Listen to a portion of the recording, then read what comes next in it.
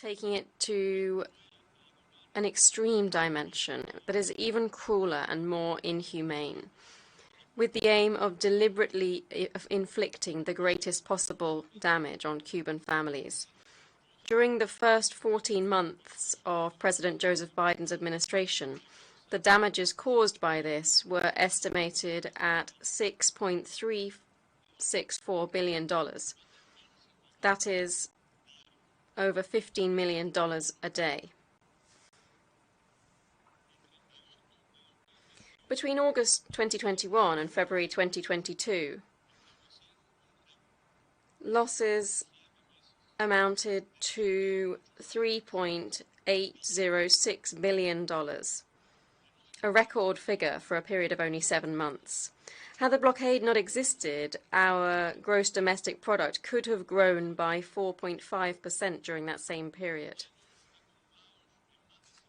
After more than 60 years, cumulative damages have been estimated at $217 billion at current prices. And, based on the price of gold, they account for $1.391 trillion.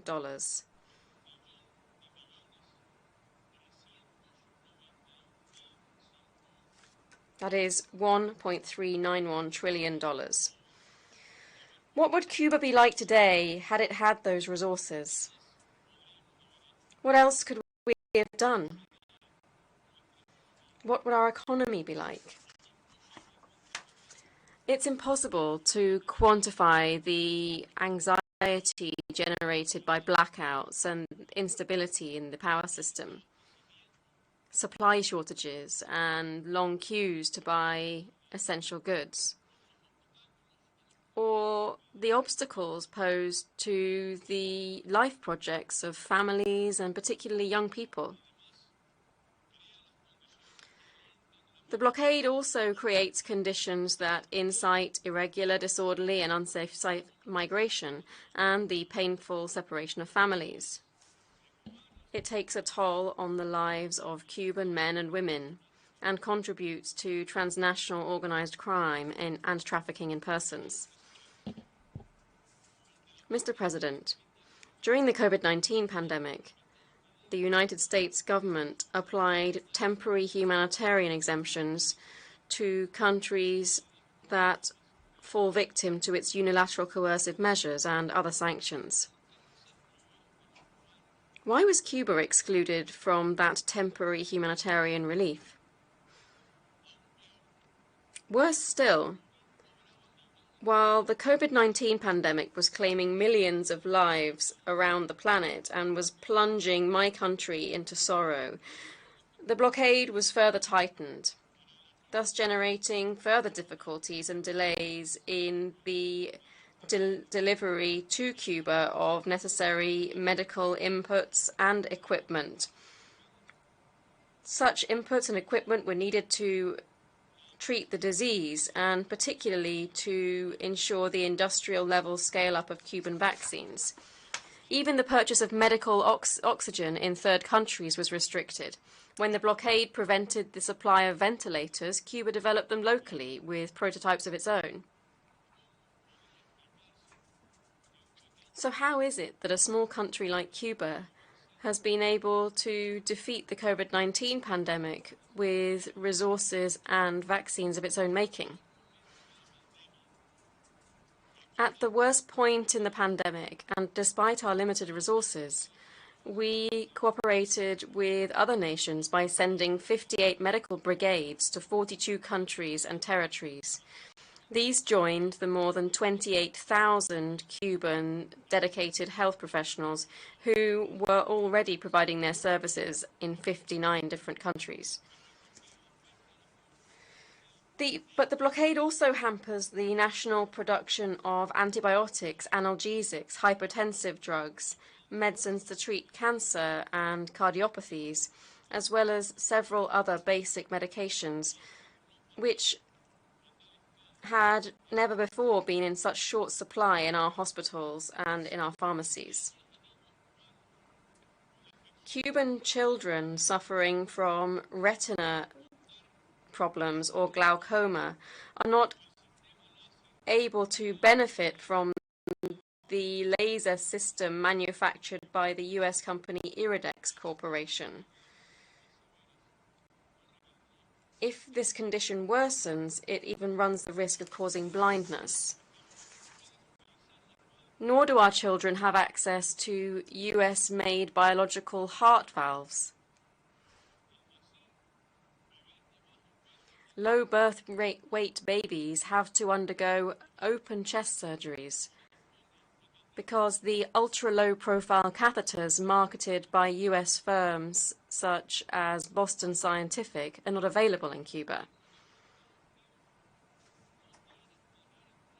There is no way in which the United States government can justify the implementation of a policy that deprives Cuban children suffering from cancer from receiving the right chemotherapy to treat their condition. Rising to the challenge of saving and preserving life in the midst of such difficult circumstances is only possible thanks to the governmental and collective efforts that have been made by our people for decades to build a high-quality, robust system of science and health, deeply humanist in nature, and that is accessible to all Cubans at absolutely no cost. Mr. President, the blockade has also exacerbated the financial restrictions and the limited access to credit to repair, invest in, and maintain the country's thermal power stations. Suppliers have significantly raised their prices, noting the risk that they run when transacting with Cuba.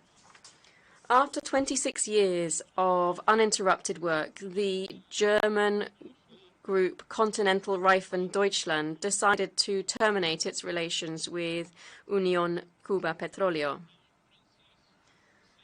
The French supplier, CNIM, notified us that it is no longer able to continue to supply the spare parts for the Antonio Guiterres thermopower station because they were unable to operate with a country subject to sanctions.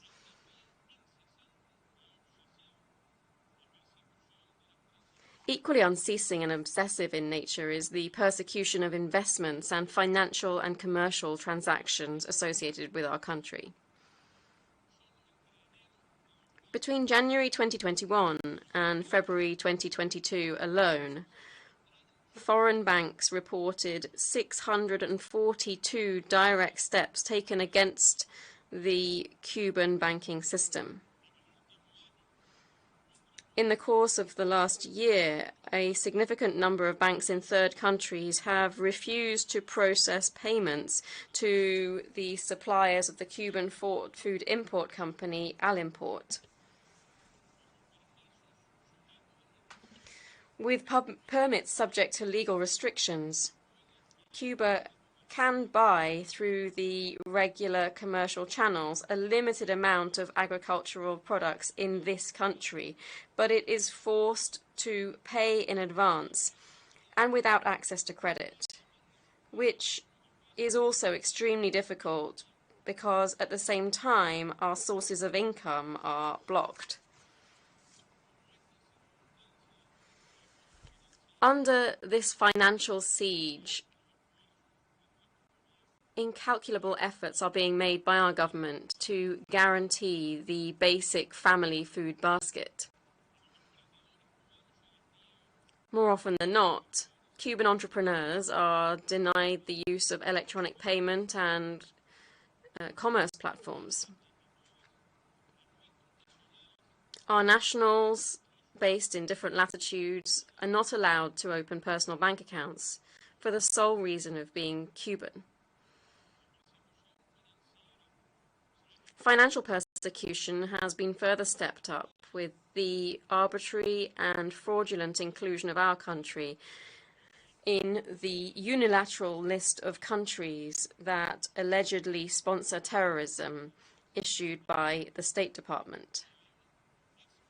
This exponentially increases the so-called country risk and forces us to pay twice the normal price for commodities in the international market. Such action against a country that has been a victim of terrorism is inadmissible. This country today is still suffering because of the incitement to violence and the commission of terrorist acts from US territory. And yet our conduct has been impeccable, and we have been recognized as having firmly rejected and persecuted any form or manifestation of terrorism. This was a lethal measure imposed by the former Republican administration only 9 days before leaving the White House. The current US president could amend that with just a signature. That would only be morally and legally right. Mr. President, the extraterritorial impact of the blockade is also harmful to the sovereignty of the countries that you represent. It violates your national laws, subjects your countries to United States courts' decisions under Title III of the Helms-Burton Act. It imposes sanctions on your business people and prevents access to US ports by third country vessels that have touched down in Cuban ports.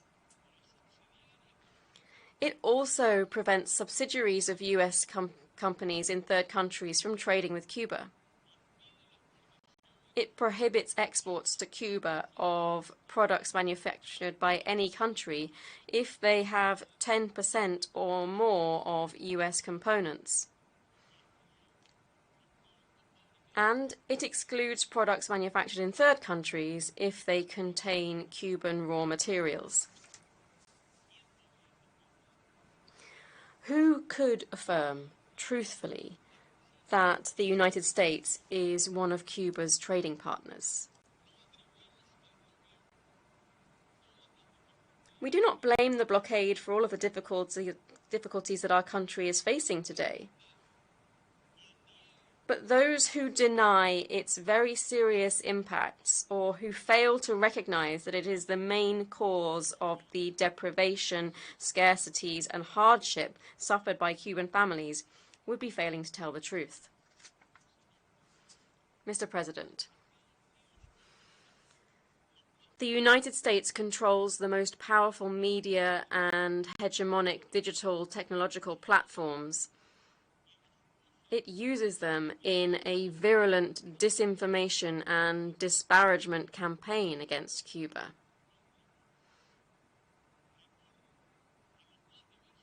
It resorts to the most diverse methods of non-conventional warfare, using our children, our young people, and our artists as the targets of this political and media bombardment. The United States government allocates tens of millions of dollars from the federal budget,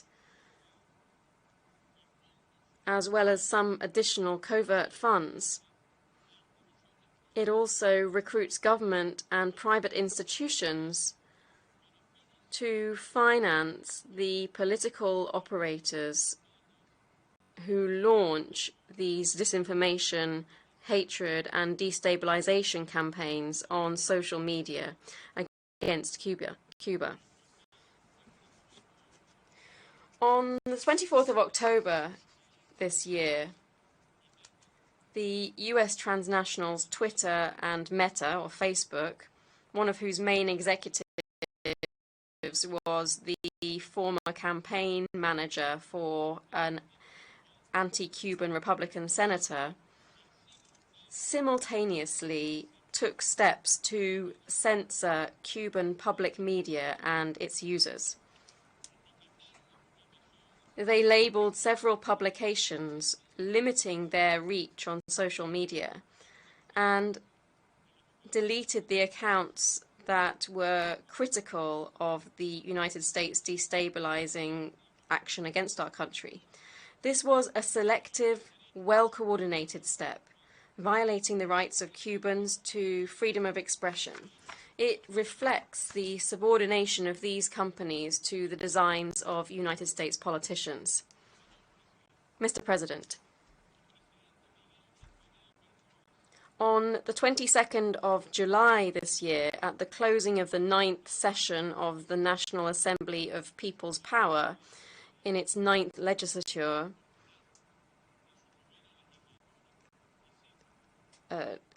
at this meeting, the President Miguel Díaz-Canel Bermúdez affirmed, and I quote, "Cuba's track record in the development of its foreign relations shows that the promotion of peace, cooperation and solidarity are defining characteristics of our international projection."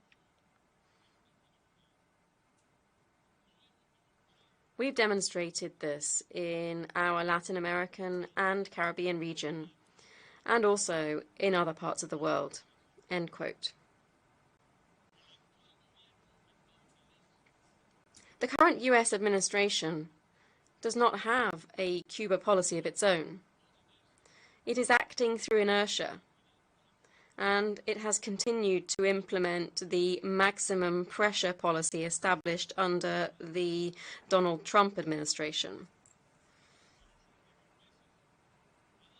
Over the last few months, it has taken steps to adjust some of the irrational restrictions imposed on United States flights to Cuba, on remittances and consular procedures. These are positive steps, but they are very limited in their scope and implementation. They in no way change the policy or the economic, commercial and financial measures. The blockade, which has been tightened to the most extreme degree, continues to be the central element defining US-Cuba policy. The Cuban government is ready to move forward towards a better understanding with the government of the United States and to develop civilized and cooperative relations based on mutual respect and without detriment to our sovereignty. I reiterate the appeal made by our Army General Raúl Castro Ruiz to the government of the United States in 2017 for it to, and I quote, "remove the obstacles that prevent or restrict relations between our peoples, the families and citizens from both countries. We should learn the art of coexisting in a civilized manner, despite our differences." End quote. Even in the midst of the inhumane limitations imposed on us by the blockade, Cuba will never renounce its socialist system of social justice, which was confirmed through a free and universal constitutional referendum in 2019. We will always defend the full enjoyment of all human rights by all of our citizens. We will never accept the attempted imposition of alleged paradigms of democracy or any other culture different from the Cuban culture. With the very same energy with which we defend the inalienable right of every country to choose its political, economic, and social system, we demand respect for ours. Faithful to the legacy of Commander-in-Chief Fidel Castro Ruiz, in Cuba there will always be, I quote, "a government of the people, for the whole people," and "a revolution of the humble, with the humble, and for the humble." Undeniable evidence of this is the most recent demonstration of a truly democratic, participatory, and inclusive exercise in our country. In a popular referendum, Cuban people voted in favor of a new, modern and progressive families code, one of the most advanced in the world. This stands as irrefutable proof of a vocation which takes into account the views of all Cuban men and women without any form of discrimination.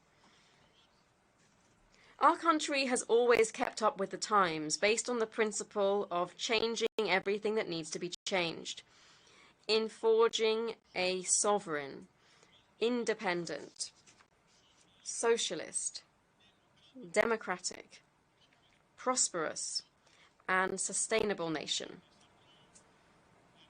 In the development of our socialist, rule of law-based, social justice, democratic, independent, and sovereign state. We advocate for increased involvement of our young people and all of our citizens in general in the political, economic, social, and cultural processes of the country. We are making progress in decentralizing our economy and empowering state socialist enterprises. Thousands of small and medium-sized private and state companies have been created. We are promoting science, technology, and innovation. We are delivering on the widespread rollout of ICTs in our society and social communication as the pillars of our administration. More opportunities are being offered for foreign investment as part of our development policy. Cuba is being continuously renewed. What remains unchanged, anchored in the past, and isolated, is the US blockade. We highly value the support from numerous governments, personalities, solidarity movements, political, social, and popular organizations from all over the world in the face of the injustice committed against Cuba. Mr. President, we deeply appreciate the commitment and the expressions of Cubans and Cuban descendants in all corners of the world, even in the United States. Their voices have been raised in defense of Cuba's sovereign rights and against the implementation of this policy. We also thank all of those who have expressed their support to our country. That in the midst of the difficulties posed by recovering from the grave trail of destruction left behind by Hurricane Ian in the western provinces in September last. Hundreds of thousands of our compatriots suffered the hurricane's impact. A total of 119,048 houses were damaged. Huge swathes of farmland were destroyed, and our power and communications infrastructure were severely affected, among other damages. We will continue to gratefully accept any emergency assistance offered to our people without any preconditions. We are grateful for the noble and humanitarian efforts made by US organizations, movements, and groups, members of Congress and personalities, by the Solidarity Movement and civil society organizations. Such parties, in the face of the scale of the havoc wrought by the hurricane, have asked President Joseph Biden to temporarily lift the unilateral coercive measures against our country and to authorize the processing of donations by US banks and the purchase of materials to rebuild the affected areas. Mr. President, permanent representatives, distinguished delegates, millions of Cubans are watching right now what is going on in this room. They have heard your statements and will be following your votes closely. On their behalf, I should thank the statements against the blockade made by dozens of heads of state and government and other dignitaries and other speakers in these general debate sessions. I also thank those speakers in the sessions yesterday. In brief, when casting your votes, you would not only be taking a stand on a vital issue for Cuba and all Cubans, you will also be voting in favor of the United Nations Charter and international law. You will be taking a stand in support of reason and justice. Let Cuba live in peace. Cuba would be better without the blockade. Every Cuban family would be better off without the blockade. United States citizens will be better off without the blockade. The United States would be a better country without the blockade against Cuba. The world would be better off without the blockade. I respectfully ask you to vote in favor of draft resolution A/77/L5, entitled Necessity of Ending the Economic, Commercial and Financial Embargo imposed by the United States of America against Cuba. I do this on behalf of the courageous and noble people of Cuba who, despite all of the adversities, haven't been nor will ever be defeated. I do so on behalf of our children, our young people, who are against these policies of hate but who suffer their cruel effects. I do so on behalf of the generations of Cuban men and women who have been born or are yet to be born under the cruelest and most long-lasting system of coercive measures ever applied against any country, which should be abolished for the good of us all. Thank you very much.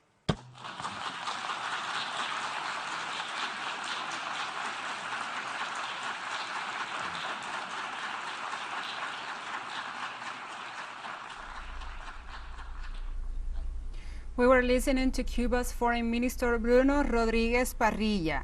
This foreign minister also was presenting a draft resolution and submitting it to vote, and also in this case the Assembly to report on the impacts of the U.S. economic blockade against the island and submitting that draft resolution for voting. Parrilla referred to the financial losses that this inhumane policy causes to Cuba, amounting to over 15 million daily and impacting paramount sectors such as health, education, food, and national development as well. The government official also referred to this genocidal policy strained Cuba's economy in the aftermath of COVID-19 and the current worldwide recession. He stressed this policy prevents Cuba from acquiring elemental resources and goods such as foodstuffs, fuel, medicines, and other basic items. So it does not only harm the Cuban government but the people. Parrilla reminded Cuba has to pay more and in advance for products that can be easily acquired by other countries, as closed wholesale markets fears U.S. fines. The diplomat also stressed Cuba's government bets on a civilized and better understanding between both nations, but the blockade still strains bilateral relations and outrules any possibility of cordial ties between the nations. Parrilla also underlined Cuba's government strategies to cope with the current situation in the country as enhancing entrepreneurs, communications, and youth actors. Also, let's remember some of the aspects that this inhumane policy and also this policy imposes on Cuba. The blockade was imposed on Cuba 60 years ago and over 60 years ago, and has been straining Cuba's economy and Cuba's relations with other countries since then. This draft resolution is being presented by the Cuba's government since 1992, 30th time. By 30 years, Cuba has been presenting this draft resolution and submitting it to vote, and presenting also the effects of this policy against Cubans and against Cuba's people. Every time that Cuba has presented this draft resolution, Israel, as an ally of the U.S., has voted against, also the U.S., but there has been changes in several votations, in several votes in this UN General Assembly debate on the resolution. In any case, in 2021, Brazil and Colombia voted against the resolution and also supported the U.S. Let's remember that back in 2021, the governments of Brazil and Colombia were allies and aligned to the U.S. policies under Jair Bolsonaro's administration and Ivan Duque's administration in 2021. So they were against Cuba's pledge and Cuba's claim to end the blockade. That corresponds to their policies and also to their rapprochement to the island. And also this vote, let's remember, does not have a binding power, as the U.S. is not obliged to lift the blockade against Cuba, but Cuba remains voting and remains presenting the draft resolution every year as a symbolic act to denounce the policy and to report on the strains on Cuba because of this inhumane blockade imposed by the U.S. In any case, this is a way that upheaves Cuba's morale in the world and also shows the support for the island against this inhumane policy. The vote, as we were saying, does not have this binding power. And let's remember, the blockade not only limits Cuba, but also those who need to do business with the island, and also the U.S. and Cuban families. Let's remember that in any case, the Cuba's families have many relatives and many other parts of their families in the U.S. as migration and the closeness between the two countries, and this provokes that Cuba cannot implement an ordinate and also a coherent and coercive measure, I beg your pardon, a coherent policy of migration to the U.S. So this ignites and bolsters illegal migration, and also really jeopardizing and dangerous migration by land and sea to the U.S. This causes not only deaths and damages to Cuban people, also causes that the families are divided and are apart because of these policies, as Trump's government seized the consular services in the island and closed the embassy of the country in the island, an embassy that was reopened and refunctioning under Obama's administration. Also, under Trump administration, he halted the remittances to the island, so he cut all the ways that the families in the U.S. could send money to their the families and the relatives in Cuba. And the U.S. government has been saying that was a way to cut the government and to preventing Cuba's government from acquiring funds. In any case, it's not only harming the government, it's harming the people and the common people who was receiving the remittances and receiving the support, the financial support from their families abroad. Also, let's remember, this prevents also the U.S. citizens to come to Cuba freely to enjoy Cuba's services and maybe Cuba's possibilities of education, health, and other sectors. Also, let's remember, this prevents U.S. citizens to come to Cuba not only to do business and not only to visit the country, to also learn about Cuba's history, to learn about Cuba's culture, and strains the relations between the two peoples, not only the governments, the peoples who need communication and who need also bridges and who need also to cooperate because we are neighbors, because of the closeness in geography and the closeness in culture. Also, let's remember that one of the promises and the pledges of the Biden administration was to end and to close this inhumane policy. But so far, the Biden administration has done nothing to lift the blockade and nothing to ease these policies for Cuba, and it keeps listening to Cuba's Miami-based anti-governmental and anti-Cuba people who lives in there, and to, as we know, they have the power in Florida, and they have the power to move the trains and to be the puppeteer behind this policy. And now we have the voting results in favor 185 countries. The abstentions were 2 and voted against 2 countries. As we were saying, this is a landslide victory for Cuba's morale and for Cuba's value in the world and in front of the world. In any case, as we were saying, this is voting has no binding power. Cuba has only a symbolic power, holding a symbolic power, facing this vote in the United Nations against the inhumane policy, against the blockade imposed by the U.S.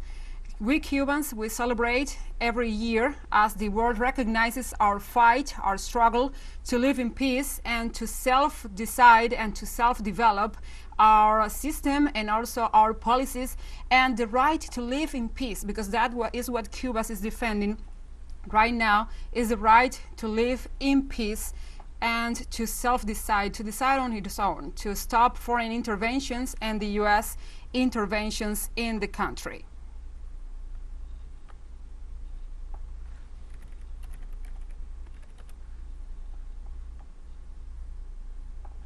Serbia, Albania, the country of the stabilization and association process and potential candidate Bosnia and Herzegovina aligned themselves with the statement.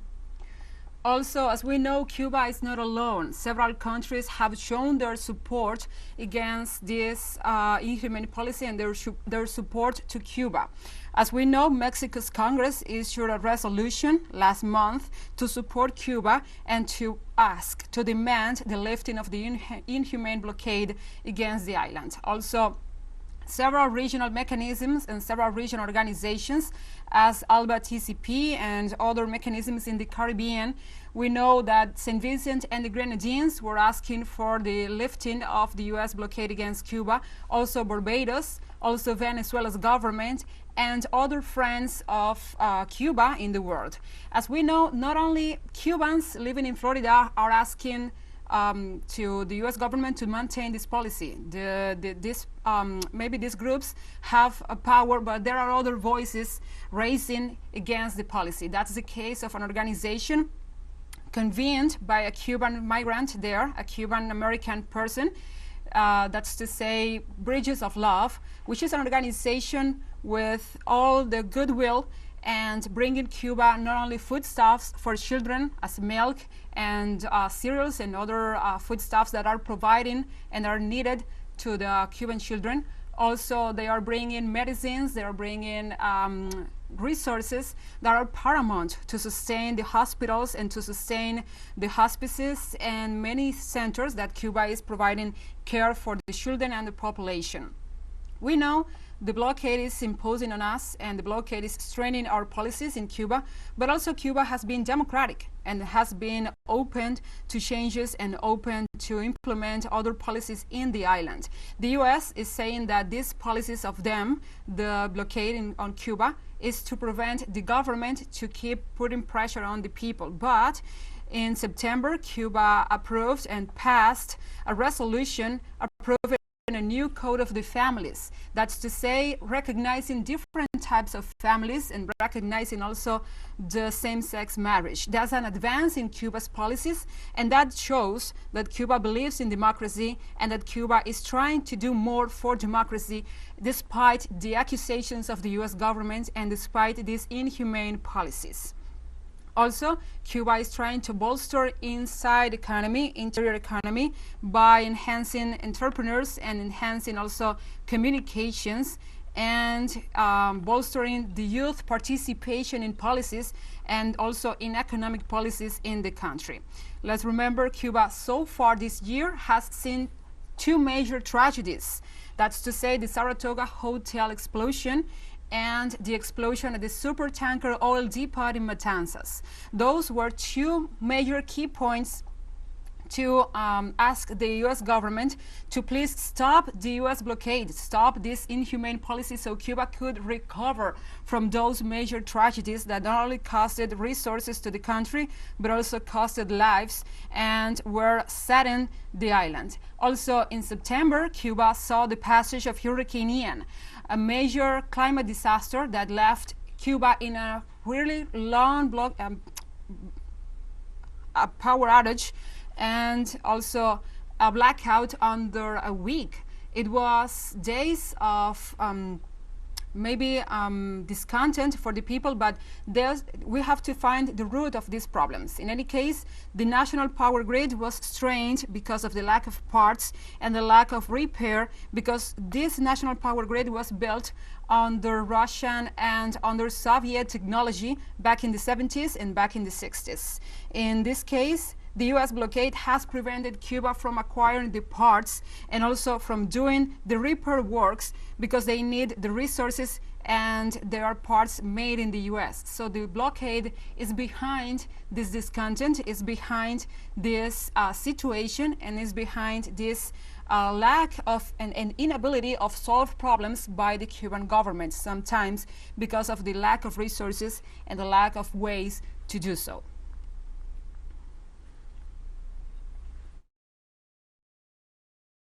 Closer, even critical engagements are the way to go with Cuba.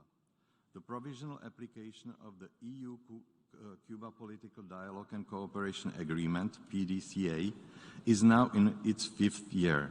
The agreement has put our bilateral relations on a new and solid legal footing and sets out an agenda of critical engagement with Cuba that will also allow us to support and accompany Cuba on its path to reform and modernization.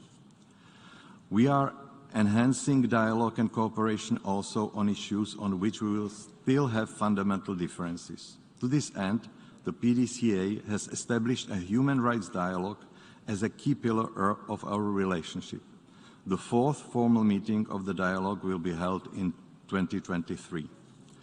Following the adoption of the country's new constitution and to overcome the current economic and social crisis, we call on Cuba to ensure that its reform agenda extends economic, judicial, and social reforms, and it's implemented in a manner that addresses the key concerns of the Cuban population, as well as meeting the legitimate aspiration of the Cuban people for more opportunities to participate in the shaping of the country's future.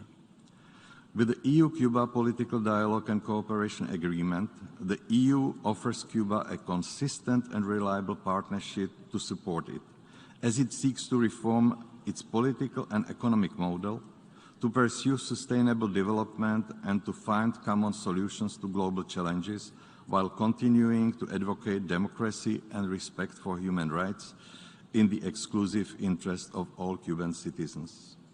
It is our considered view that the US embargo does not contribute to promoting these aims, but impedes their achievements. Against this background, the member states of the European Union voted unanimously in favor of the draft resolution. I thank you, Mr.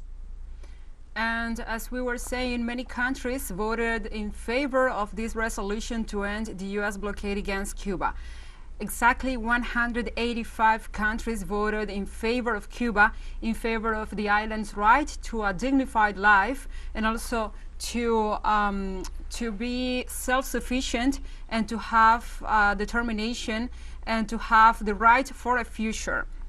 Also, as we know, and as the voting was revealed, 2 countries voted against and 2 countries abstained to get a decision, or to make a decision on this draft resolution.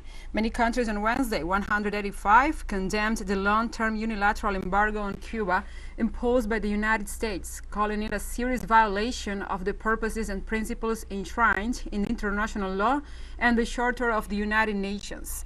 Speaking at the UN General Assembly session studying Cuba's draft resolution to lift the embargo, representatives from Singapore, Dominica, Argentina, Pakistan, and other countries expressed support for the adoption of the draft resolution submitted by Cuba and also strongly condemned the unilateral sanctions on Cuba imposed by the U.S. for years, for 60 years, over 60 years already.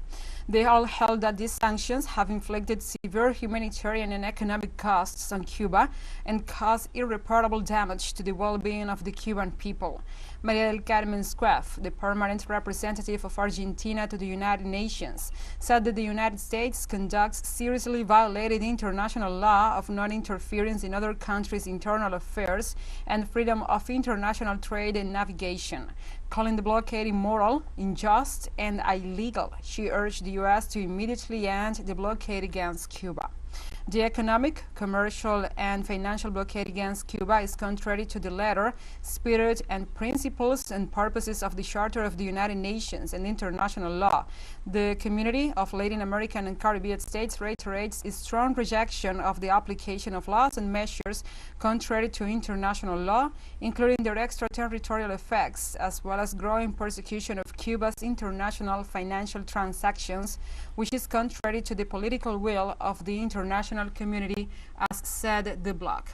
Also, as we want to remember, this is the 30th time that Cuba presents this draft resolution, and it's the 30th time that the world votes in favor of Cuba and also against this U.S. policy, this inhumane policy that represents a violation of international law and also represents financial violence. Let's remember that economy affects every sector of the daily lives of the Cuban people and also every people in the world. So they strain the economy and they are trying to smoother Cuban people and also to drown up because of necessities and because of material urgencies.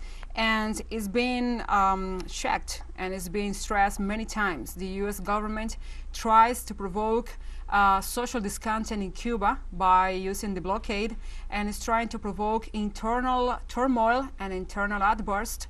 So by seeing or by making seen the government as the major guilty sector behind this situation. But the truth is that the U.S. government tries to provoke the economic smoothing of the people so they could lead a soft coup in the island. But the island has resisted for over 60 years to these provocations and to these inhumane policies and to this financial violence that is affecting the lives of the people and the lives of every Cuban. Let's remember that over 50% of Cuba's population was born under the blockade, under this inhumane policy, and over 50% of people does not know other that the U.S. blockade as the main policy from that nation.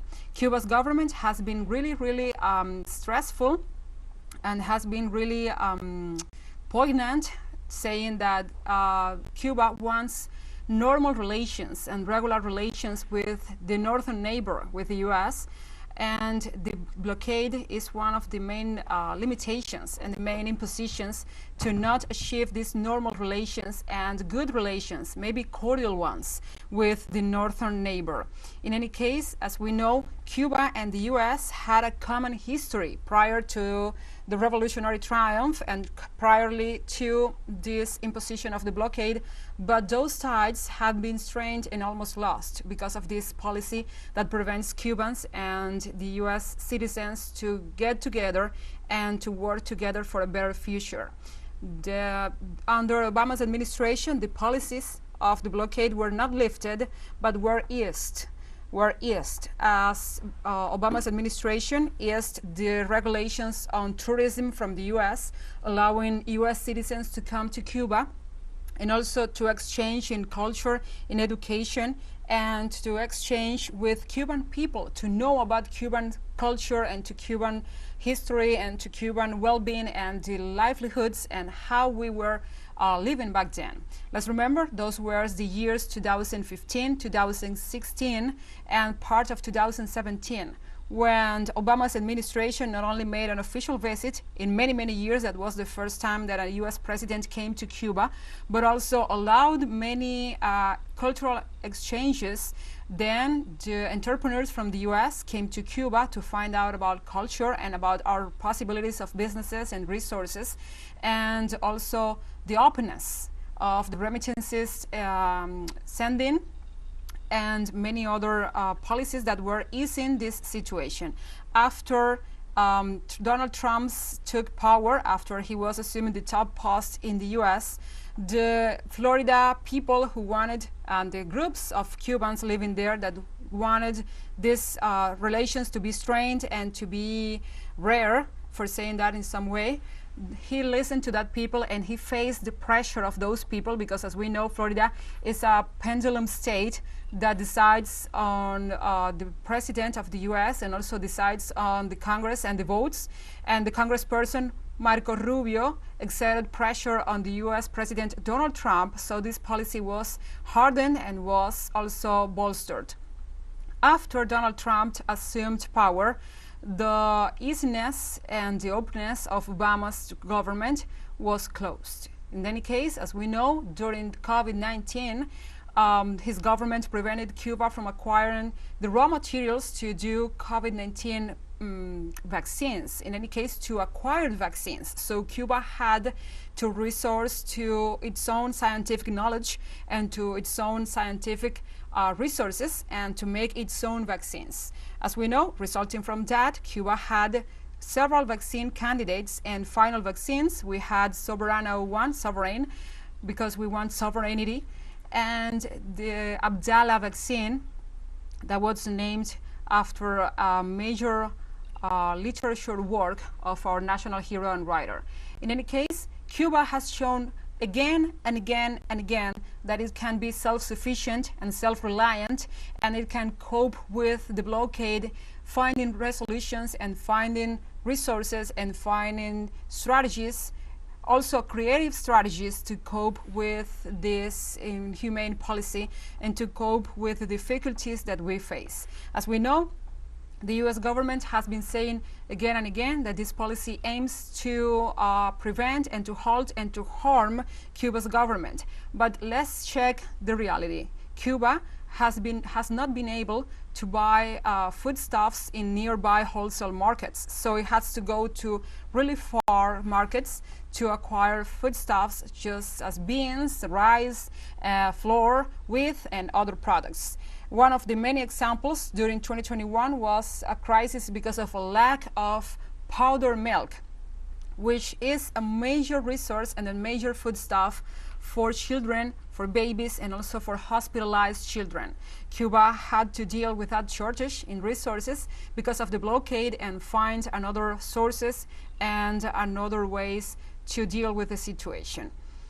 Cuba has been not only resourceful, but also had been patient and non-violent and nonchalant, and had been resourcing to its morale and to being virtuous, in this case, denouncing the blockade effects and trying to cope with the situation, but not using violence and not denying the right of the US citizens and the US people to come to Cuba and to be here and to know about us and to know about Cuba's policies. Also, Cuba has been facing a major propaganda policies and major propaganda and smear campaigns against the government and against the people. That's to say, US government is paying and is funding and financing groups of independent journalists who are attacking in Cuba's government and who are making this smear campaign to make Cuba look as despair and a failed state to the eyes of the international community.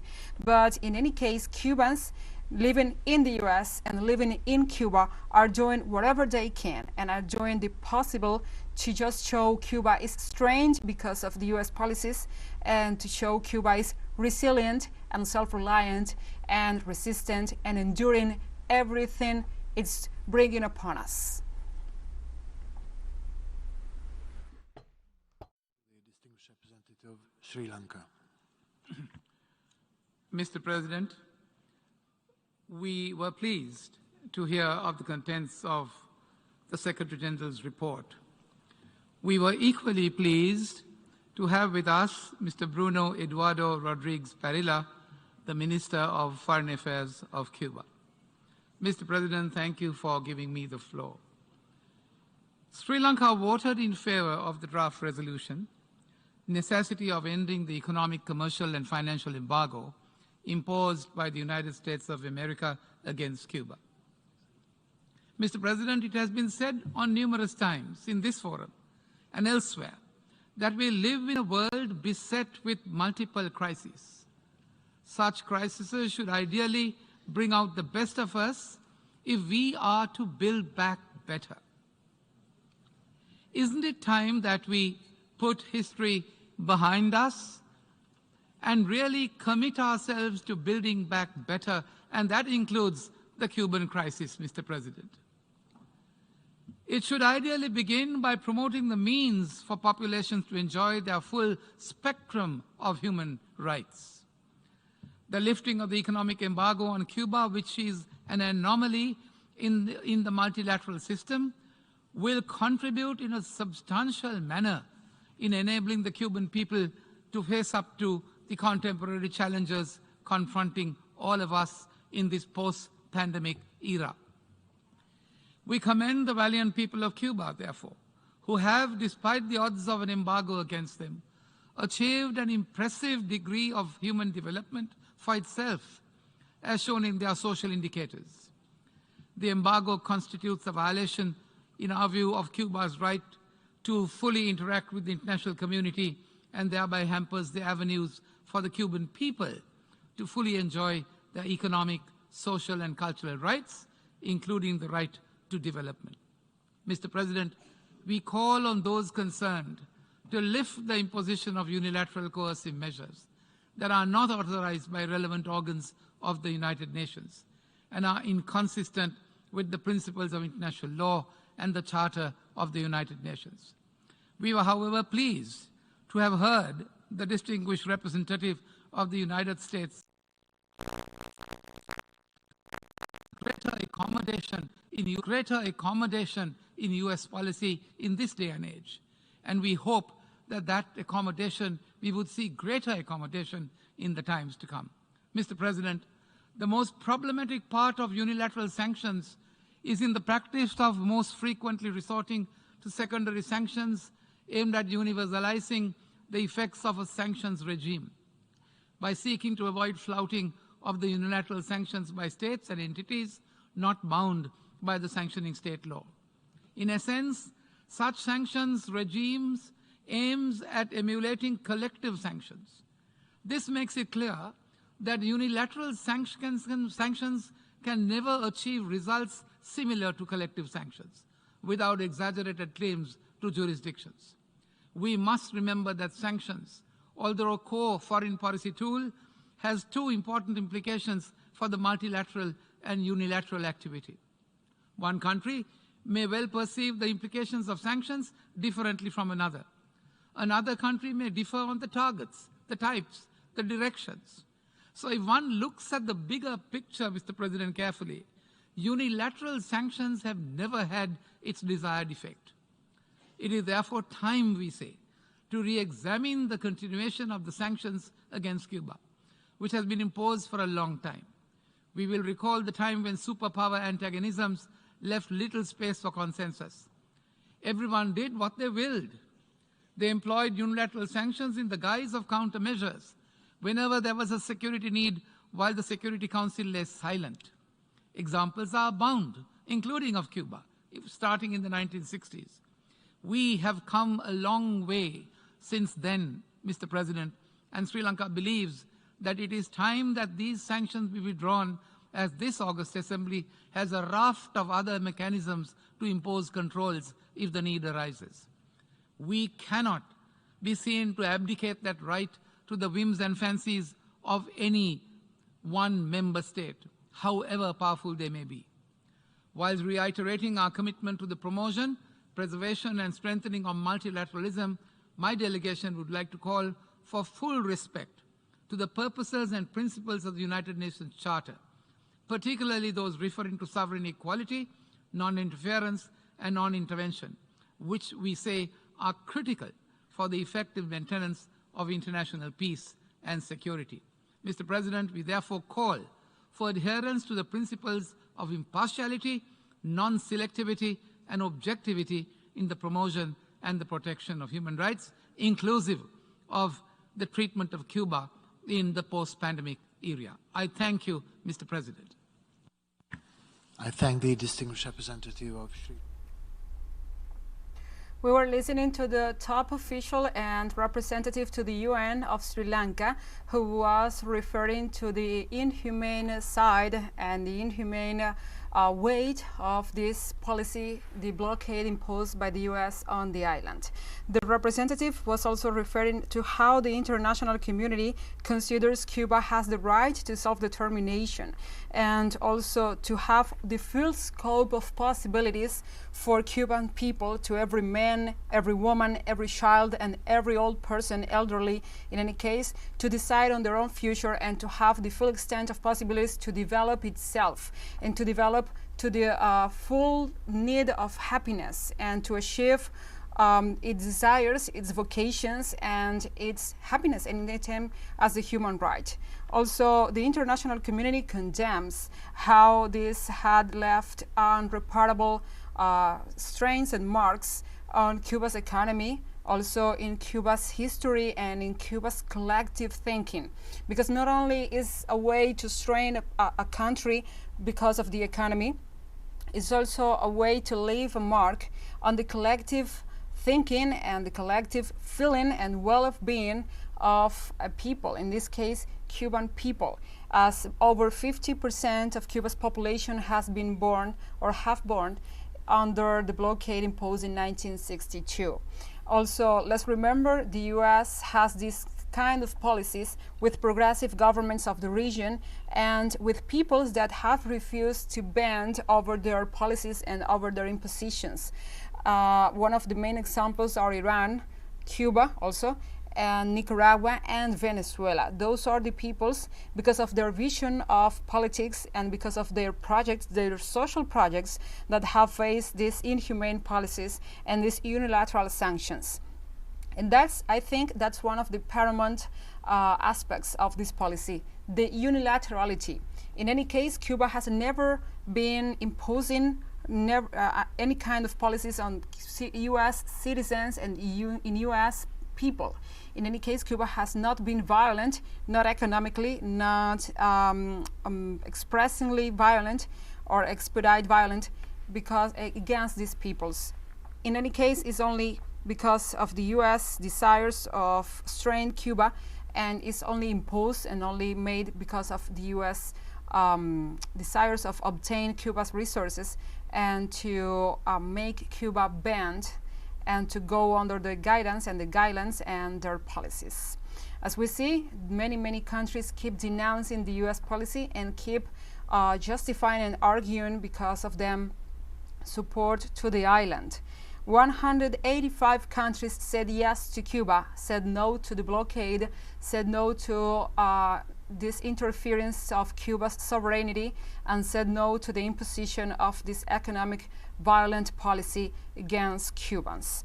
As we know, the first time, the first imposed in 1962, the embargo was tightened by the former US President Donald Trump, as we were referring, who put in place 243 more sanctions, including banning all flights from the US to Cuban destinations, except for Havana, and capping remittances Cuban Americans can send to their families and friends back home. The current US administration, under Joe Biden, power has allowed airlines to resume flights to other Cuban cities and lifted the cap on remittances. But the web of sanctions against Cuba remains largely in place. Let's remember, before leaving power and leaving the White House, Donald Trump imposed one more measure and one more policy against Cuba, and that was to include the country on the list of states who sponsor terrorism.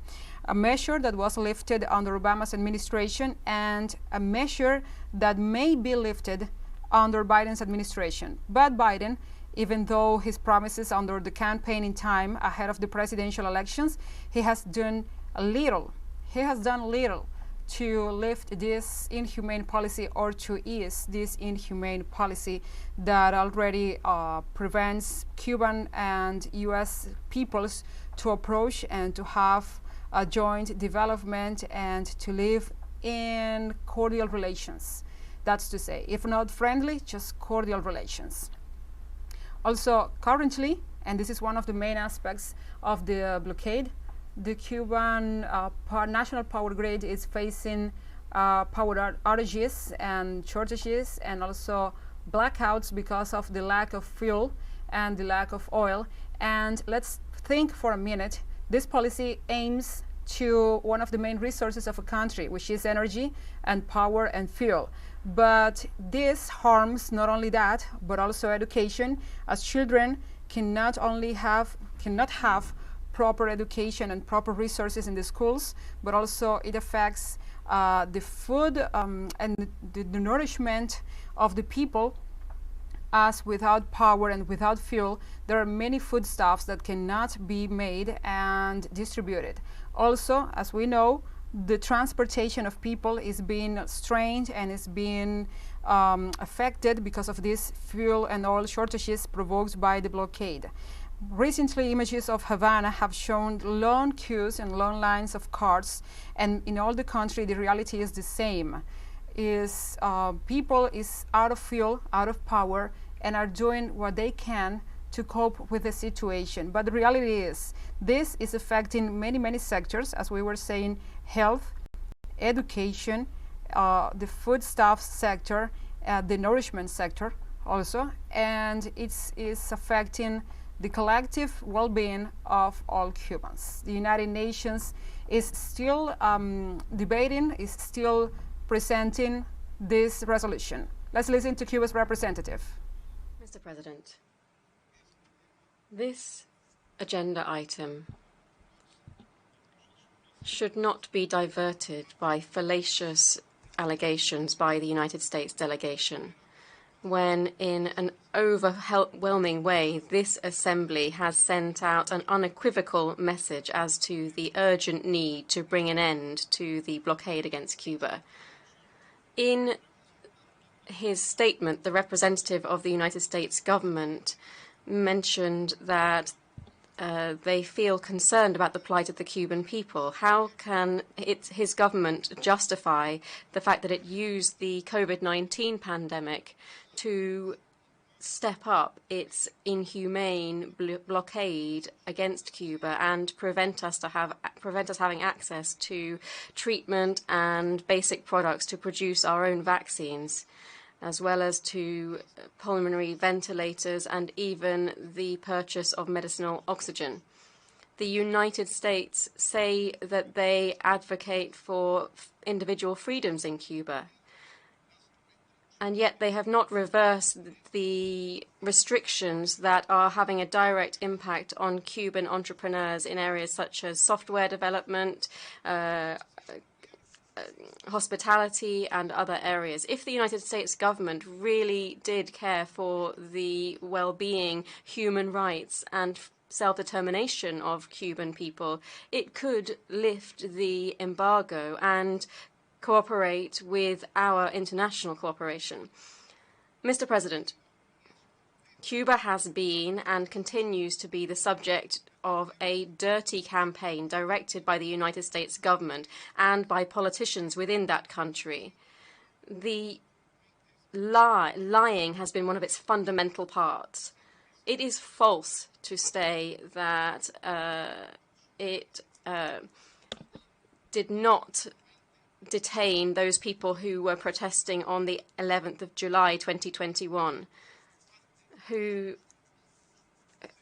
those who committed, against whom crimes were committed during those protests. They were prevented from having procedural guarantees. No one has been prosecuted for expressing their opinion. It is inadmissible that they purport to say that we have unbalanced our international order when it is actually this country that has seen the detention of more than 800 people following the events on the 6th of January 2021 in the White House. Is the United States the only country in the world with the right to defend its institutions, like any other country would do? We will not allow law to be broken or the services of an external regime change order to subvert our political system that we as Cubans have freely chosen.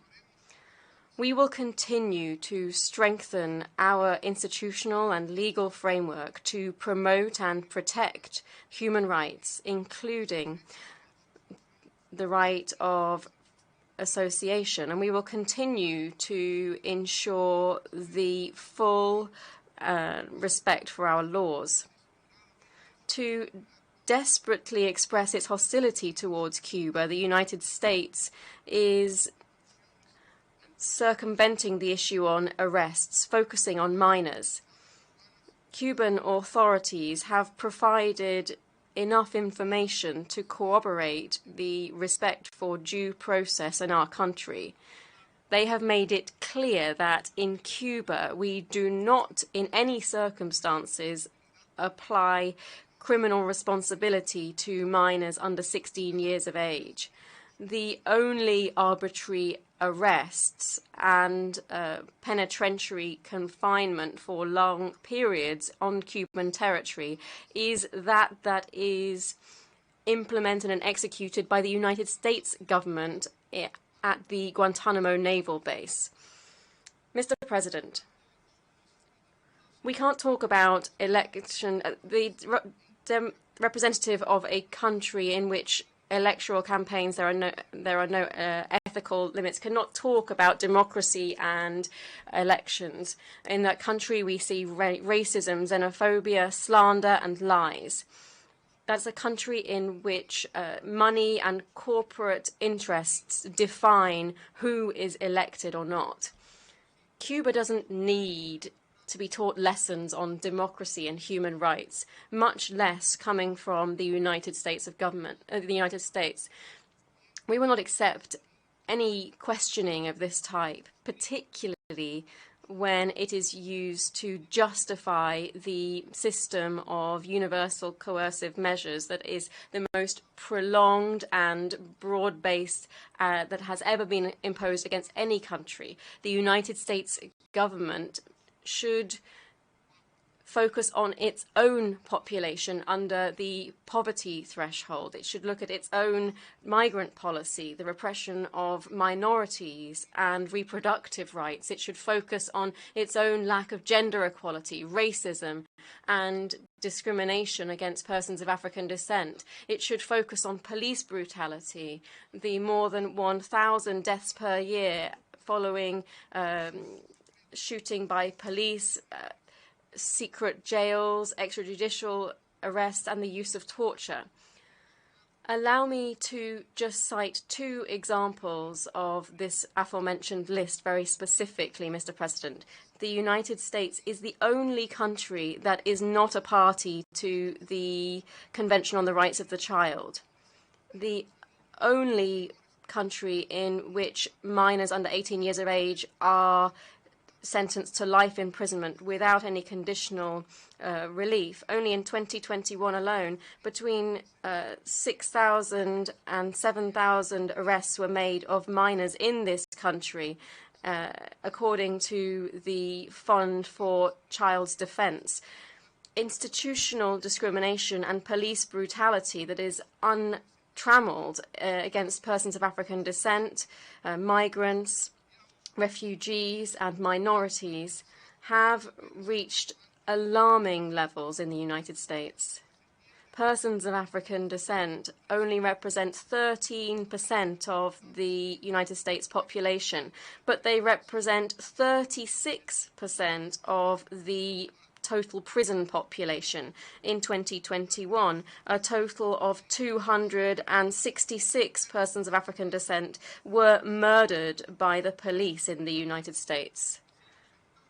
If the United States really wants to look out for and look after the well-being of the Cuban people, it should once and for all and without any conditions lift the economic, commercial and financial blockade against Cuba. That instead of promoting cooperation and cooperative links with Cuba, the United States is seeking confrontation and is overtly sponsoring a change, a politically designed change in Cuba. The Biden government has asked the Congress in his 2022 budget for $20 million for the so-called programs aimed at promoting democracy in Cuba, and almost $13 million for illegal broadcasts of the so-called Marti TV and radio. This is conduct that is contrary to the high sensitivity shown by that country to any attempt at interference in its domestic affairs, and through which it purports to fabricate political opposition in Cuba and to break down our constitutional order. Mr. President, the North American delegation is lying when it cites extremely high levels of exports and humanitarian aid to our country. It is cynically using multi-million-dollar amounts from funds that the UN International Development Agency is granting to subversion in Cuba, as well as the efforts that are made to and sent to Cuban emigres, or the modest donations that are made, overcoming great obstacles that are granted by non-governmental organizations. There is irrefutable proof that the blockade hampers the main channels of the sending of aid to the country, including from third countries. And this in the midst of a conduct of COVID-19, in the context of the pandemic. Following the passage of the hurricane, the United States government should have the human duty. I therefore request the representative of Cuba to conclude his statement. Yes. Señor Presidente. Mr. President, I conclude my statement in the exercise of the right of reply by reiterating something that was stated just a few days ago by the Cuban President, Miguel Díaz-Canel. He said, "We have firmly and creatively faced the application of the economic, commercial and financial embargo imposed by the United States that has been opportunistically worsened during the times in which we were facing the pandemic. The Cuban people did not cede either to the subversive media campaigns. No obstacle will be enough to erode our determination to resist, to fight, and to win." Thank you very much. May I take it that We were listening to Cuba's representative to the UN, Pedro Luis Pedroso Cuesta. He rejected the U.S. statements saying the U.S. government concerns for the well-being, human rights and self-determination of Cuban people, and said it's not a right justification for this policy, as the U.S. keeps weaponizing the pandemic and key vulnerable population sectors or resources that Cuba needs, as medicines, foodstuffs and fuel. He also stressed that Cuba has the same right as the U.S. to defend itself against any external interference. He also condemned the U.S. smear campaign against Cuba and propaganda saying the island violates due process, freedom of speech, and legal protection of minors. Pedroso also stressed Cuba does not need democracy lessons, and much less from the U.S., a country that represses minorities and discriminates asylum seekers.